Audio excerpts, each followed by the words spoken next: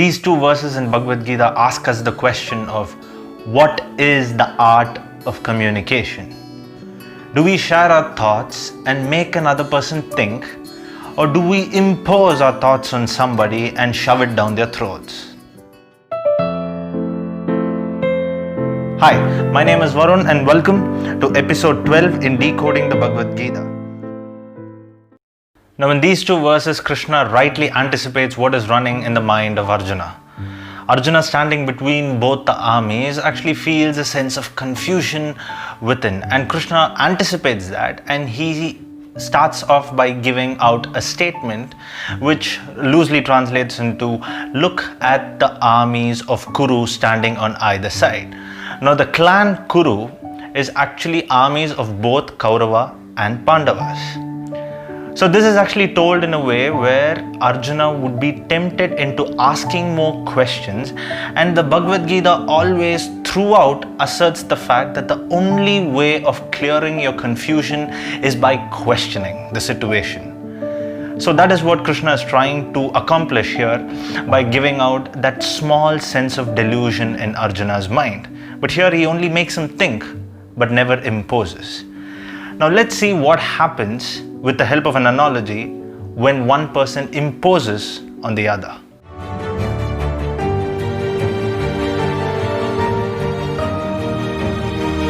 Now the perfect analogy for this would be that of a relationship between a child and that of a parent. Now children, when they come to this planet, they come with a ton of questions in mind and full of ignorance. And more often than not, it is the parents that bring them out of the ignorance and show them the light. And why is that? Children always view parents as the supreme, at least at a younger age. Now here's a mistake that parents more often than not do, and that is impose their ideals or their thoughts on the younger minds. Now these thoughts and ideals could be something as little as threatening little children, or something as big as deciding an entire career choice for a person. Now, when we decide the career choice for a youngster, what happens is, if the kid succeeds, then well and good. But eventually, if that boy or girl does not succeed in that particular career choice, then what happens? We feel that engineering may be good, we feel that medicine may be good, or the financial industry may be good, but the child too has to feel the same thing. Now, when the child grows up to be 20, 21, around my age, what happens is, in case for some reason around my age, if we feel that that particular career choice is not that what we had in mind, maybe I'm just not good with numbers, maybe science is not my forte.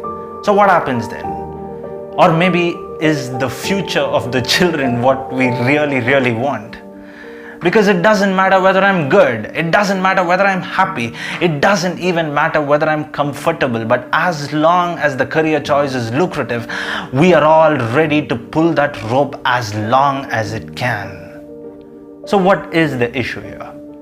So when we put the young minds to one particular corner and making them think that this is your only career choice, and for some reason if they fail, are we there to support them like how Krishna was there to support Arjuna? Now in the same way, Krishna was the person who caused that small delusion in Arjuna's mind, but he was also the person who made him clear that confusion and come out with his mind cleared, ready for battle.